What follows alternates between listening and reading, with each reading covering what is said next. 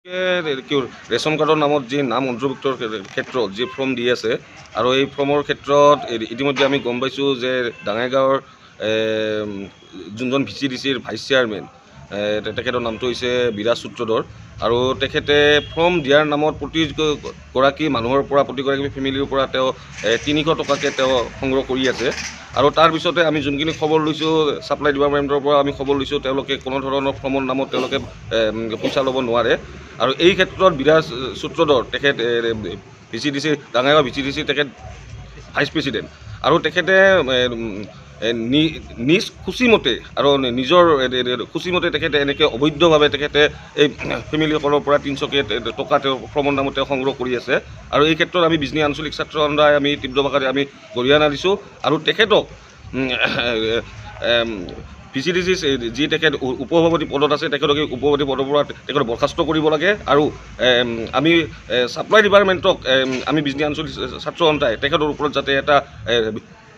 ভালকৈ বিহিত ব্যৱস্থা লয় তাৰ কাৰণে আমি বিজনী আঞ্চলিক ছাত্ৰ সন্থাই দাবী উত্থাপন কৰিছোঁ। ৰেচন কাৰ্ডৰ কাৰণে নতুন ৰেচন কাৰ্ড পোৱাৰ কাৰণে বহুতো আমাৰ ডাঙাইগাঁও VCDC অঞ্চলৰ বহুতো ৰাইজে পৰিয়ালৰ সদস্যসকলে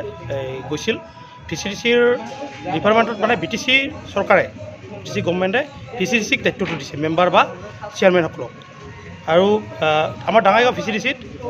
বিশেষকৈ বিৰাজ সূত্ৰধৰ যিজন vice chairman Dangaigaon VCDCৰ vice chairman তেখেতৰ ঘৰত এই ফৰ্মবিলাক লোৱাৰ কাৰণে মানুহবিলাকে গৈছে ৰাইজৰ বিভিন্ন পৰিয়ালৰ মানুহবিলাকে গৈছে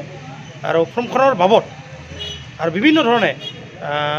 DTP বা কিবা কিবি কৰাৰ বাবদ আচলতে 300 টকাকৈ লৈ থকা বুলি আমি জানিব পাৰিছোঁ। আমাৰ ঘৰৰ পৰিয়ালৰ সদস্যৰ পৰা লৈছে আমাৰ গাঁও অঞ্চলৰ বিভিন্ন আমাৰ যিসকল পৰিয়ালৰ লোকে এপ্লাই কৰাৰ কাৰণে গৈছে তেওঁলোকৰ পৰা প্ৰত্যেকজন মানুহৰ পৰা 300 টকাকৈ লৈছে আৰু এই কথাটো জানিবৰ কাৰণে মই বিজনী চাব ডিভিজনৰ ছাপ্লাই ডিপাৰ্টমেণ্টৰ অফিচাৰ জয়দেৱ দাস ডাঙৰীয়াৰ লগত মই ফোনযোগে কথা পাতিলোঁ। আজি যিহেতু বন্ধ আছিল তেখেতৰ লগত মই ফোনযোগে কথা পাতিলোঁ আৰু তেখেতৰ পৰা মই বস্তুটো জানিব বিচাৰিলোঁ যে আচলতে কি ঘটনা হৈ আছে। গতিকে তেখেতে ক'লে যে কোনো ধৰণৰ পইচা পাতি ইয়াত ল'ব নোৱাৰে চৰকাৰে বা কোনো ধৰণৰ ব্যৱস্থা ল'ব পইচা পাতি কোনো কথা আহিব নোৱাৰে ফৰ্মটো ডিপাৰ্টমেণ্টলি দি আছে। গতিকে তেনেস্থলত VCDCৰ এইজন ব্যক্তিয়ে কেনেধৰণে 300 টকাকৈ লৈ আচলতে লুণ্ঠন ৰাজ কৰি আছে এই কথাটো আচলতে আজিৰ তাৰিখত আমাৰ মাজত প্ৰশ্ন উদয় হৈছে। অসমৰ মাননীয় মুখ্যমন্ত্ৰী হিমন্ত বিশ্ব শৰ্মা ডাঙৰীয়াই স্বচ্ছতা নিকাৰ কথা কয়, দুৰ্নীতিমুক্ত এখন অসম গঢ়াৰ কথা কয়, কিন্তু সেই দুৰ্নীতিমুক্ত অসম গঢ়াৰ তেওঁলোকৰ BJPৰ নেতা তথা VCDCৰ ভাইচ চেয়াৰমেন বিৰাজ সূত্ৰধৰৰ ঘৰত এনেধৰণে 300 টকাকৈ লৈ আচলতে দুৰ্নীতিৰ পাহাৰ গঢ়া আমি দেখিবলৈ পাইছোঁ।